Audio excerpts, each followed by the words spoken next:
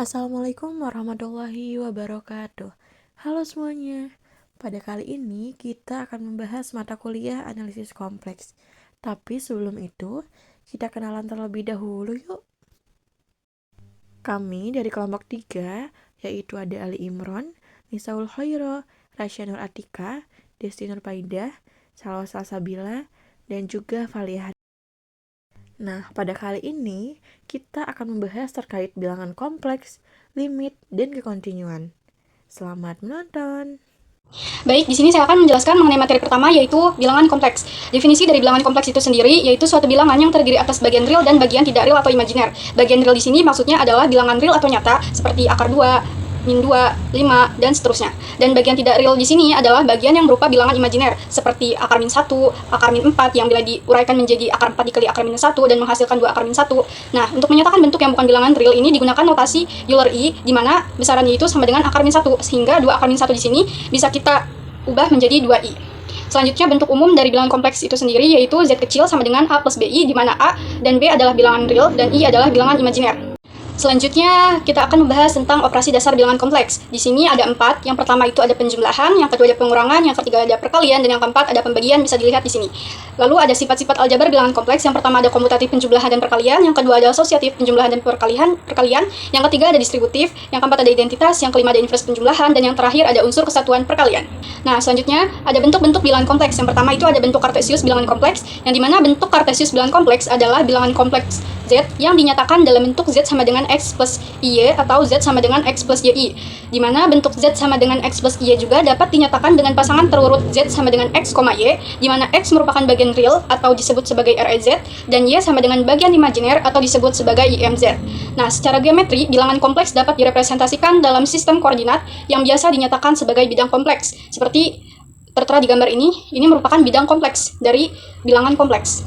Selanjutnya di sini ada contoh soal dari bentuk kartesius bilangan kompleks. Di sini nyatakan dalam bentuk kartesius jika Z sama dengan akar 8 dikali cos 1/4 V ditambah I sin 1/4 V. Ini artinya bilangan kompleks ini berasal dari suatu titik yang memiliki jarak akar 8 dari titik asal dan mengarah ke sudut 1/4 V atau 45 derajat. Nah, kita bisa ubah bentuk ini ke bentuk X plus Y dengan cara yang pertama itu kaliin panjangnya akar 8 dengan nilai cos dan sin dari sudutnya. Kita tahu cos 1/4 V itu kan sama dengan akar 2/2 dan sin 1/4 V sama dengan akar 2/2. Maka kita tinggal hitung aja nilai X dan Y-nya. X itu sama dengan akar 8 dikali akar 2/2 didapat 2, Y akar 8 dikali akar 2/2 didapat juga 2. Nah, di sini nilai X dan Y tinggal kita substitusi aja ke rumus bentuk kartesius bilangan kompleks sehingga menghasilkan Z sama dengan 2 plus 2I, begitu.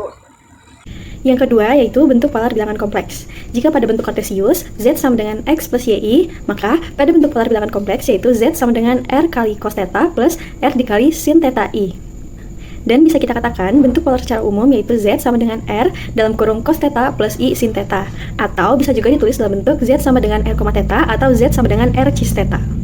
Jika terdapat bidang X, Y, lalu kita tarik garis miring dari titik pusat ke arah kanan atas, maka di bawah garis tersebut akan terbentuk segitiga siku-siku, dan sudut tetanya berada di samping titik pusat.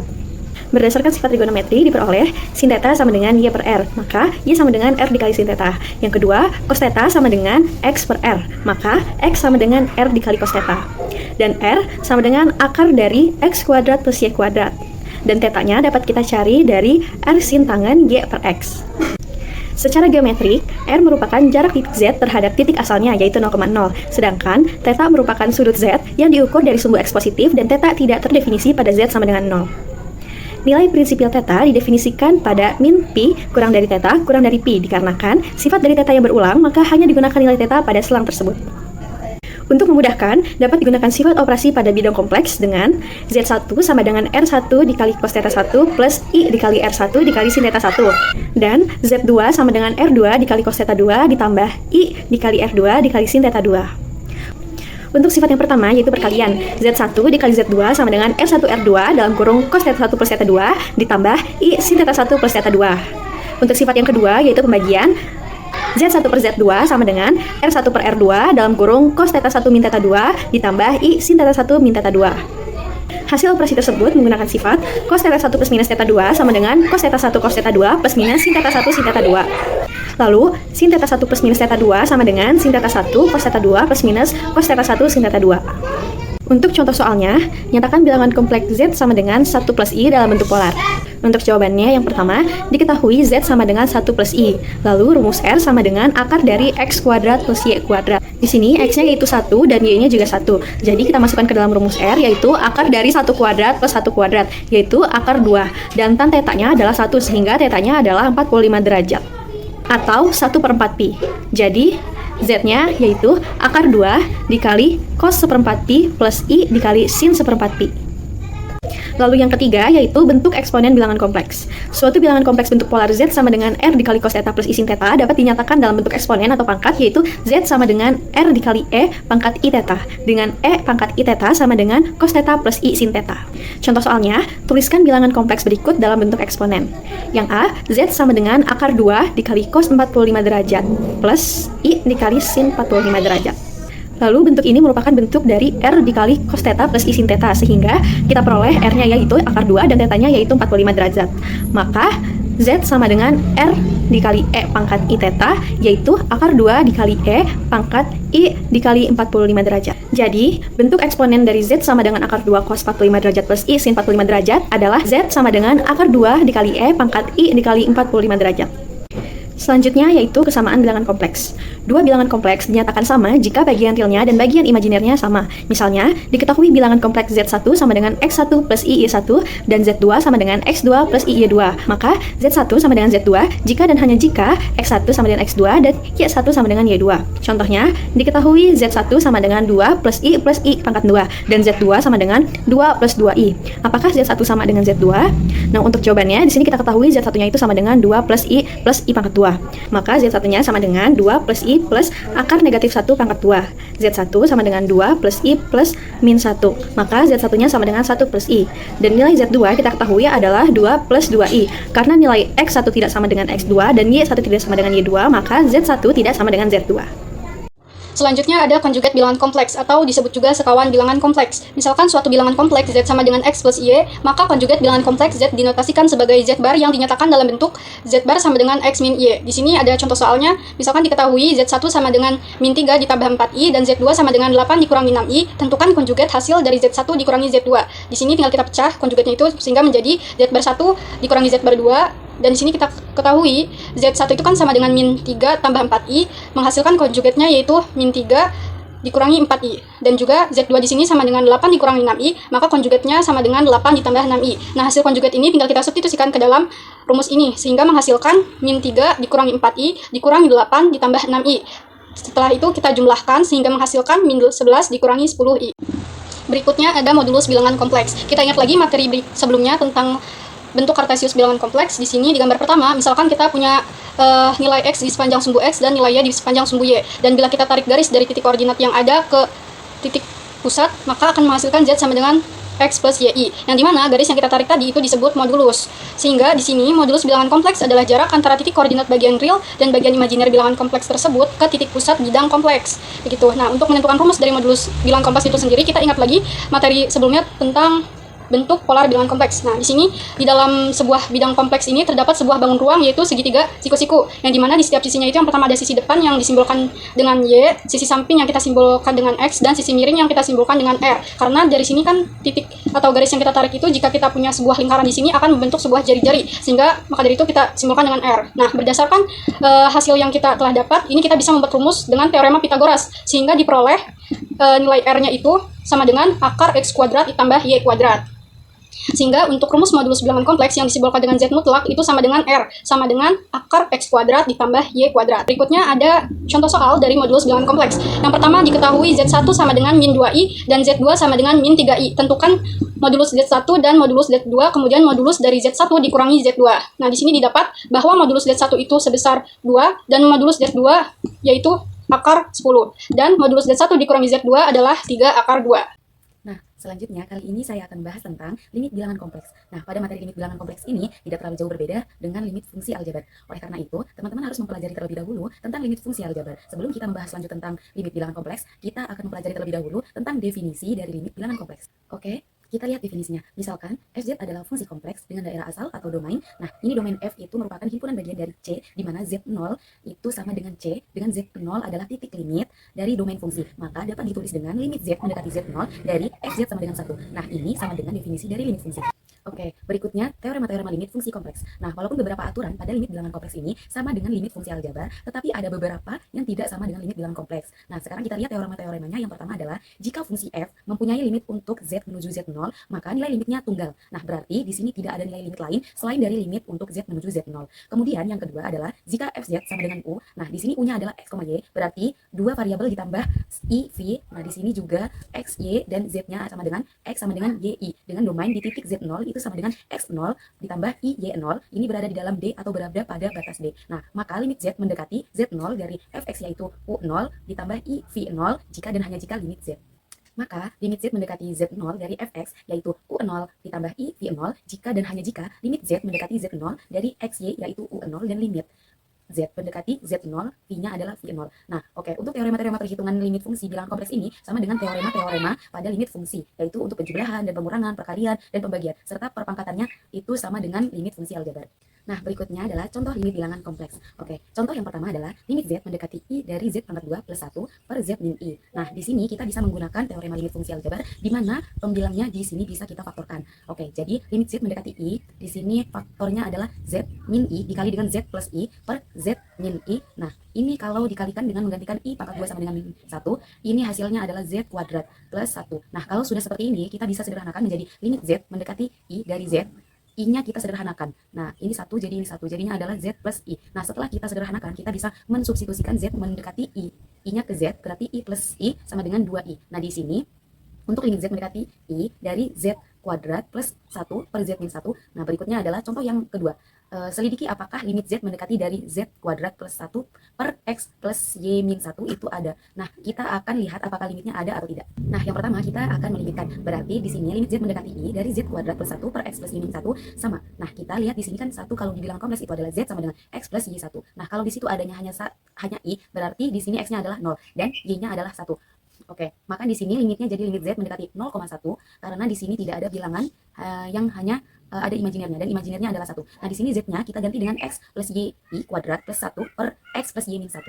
Oke, sekarang kita akan kuadratkan jadinya limit Z mendekati 0,1 dari X kuadrat ditambah 2xyi dikurangi y kuadrat karena i-nya diganti dengan min 1 kemudian ditambah 1 per x plus y min 1, maka di sini kita sama dengan kan limit z mendekati 0,1. Nah, kita cari yang real dan juga imajiner. Nah, di sini realnya ada x kuadrat min y kuadrat plus 1, maka kita akan bagi menjadi 2, yaitu untuk realnya adalah x kuadrat min y kuadrat plus 1 per x plus y min 1, kemudian ditambah dengan sekarang yang bilangan realnya berarti 2xyi per penyebutnya sama x per x plus y min 1. Nah, di sini sekarang sudah ada 2, yaitu real dan juga imajinernya. Nah, di sini kita mendapatkan U-nya dalam X, Y sama dengan X kuadrat min Y kuadrat plus 1 per X plus Y min 1. Kemudian kita juga mendapatkan V dalam X, Y yaitu 2XYI per X plus Y min 1. Nah, sekarang kita ingat bahwa sebelumnya di definisi ada limit X, Y mendekati 0,1 dari UX, XY. Nah, di sini kita misalkan X, Y-nya itu adalah 0,1 sepanjang garis X sama dengan 0. Maka kita bisa mendapatkan U-nya itu adalah 0,Y. Di sini kan kita gunakan garis X sama dengan 0, maka U-nya adalah 0,Y. Nah, ini bisa kita dapatkan dengan mensubstitusikan X sama dengan 0 ke fungsi U, yaitu ke 0 kuadrat min y kuadrat plus 1 per x plus y min 1, berarti di sini hasilnya adalah y min y kuadrat plus 1 per y min 1. Nah, ini bisa kita sederhanakan terlebih dahulu, maka di sini adalah min y kuadrat min 1 per y min 1. Nah, ini bisa disederhanakan jadi min y min 1 dikali y plus 1. Nah, di sini per y min 1 itu kalau disederhanakan jadi y min 1 dengan y min 1, maka hasilnya adalah min y min 1. Maka kita akan cari limitnya, limit y-nya mendekati 1. Nah, di sini tadi karena titiknya adalah 0,1, maka y-nya mendekati 1. Dari min y min 1, maka hasilnya adalah min 2. Nah, ini untuk yang pertama. Nah, sekarang yang kedua. Sekarang misalkan x, y-nya ini adalah 0,1 sepanjang garis y sama dengan 1. Nah, kalau sepanjang garis y sama dengan 1, maka di sini u-nya sama x, 1, satunya ini sama dengan x, y. Nah, dari mana di mana x sama seperti tadi. Ketika y-nya disubstitusikan ke fungsi u, maka akan mendapatkan u x, 1, y-nya sama dengan X. Nah, maka kita akan limitkan limit X mendekati 0 dari X sama dengan 0. Nah, kita sudah mendapatkan nilai limit dari sepanjang garis X sama dengan 0 dan sepanjang garis Y sama dengan 1. Nah, di sini karena X, Y-nya mendekati 0,1 sepanjang dua garis yang berbeda menghasilkan nilai limit yang berbeda, maka limit Z atau nilai limit Z mendekati 1 dari Z kuadrat plus 1 per X plus Y min 1 ini tidak ada. ya. Oke. Nah, karena di sini ada dua garis, yang pertama garis X sama dengan 0 dan yang kedua adalah garis Y sama dengan 1, dan ini nilai limitnya berbeda. Kalau nilai limitnya berbeda maka tidak ada limitnya. Kemudian materi kekontinuan untuk definisinya yaitu misalkan fungsi fz terdefinisi di D pada bidang Z dan titik Z0 terletak pada interior D, fungsi fz dikatakan kontinu di Z0 jika Z menuju Z0, maka limit fz0 sama dengan fz0. Jadi ada 3 syarat fungsi fz kontinu di Z0, yaitu yang pertama fz0 ada, yang kedua limit Z menuju Z0 dari Fz itu ada, dan yang ketiga yaitu limit Z menuju Z0 dari Fz sama dengan Fz0. Kemudian terdapat teorema jika Fz sama dengan UXY plus I VXY, Fz terdefinisi di setiap titik pada daerah R, dan Z0 sama dengan X0 plus I Y0 titik di dalam R. Maka fungsi Fz kontinu di Z0 jika dan hanya jika UXY dan VXY masing-masing kontinu di X0 Y0. Untuk pembuktiannya, kita menggunakan pembuktian dua arah. Yang pertama, jika Fz kontinu di Z0, maka UXY dan VXY kontinu di X0, Y0. Untuk fungsi Fz kontinu di Z0 berarti limit Z menuju Z0 dari Fz sama dengan Fz0.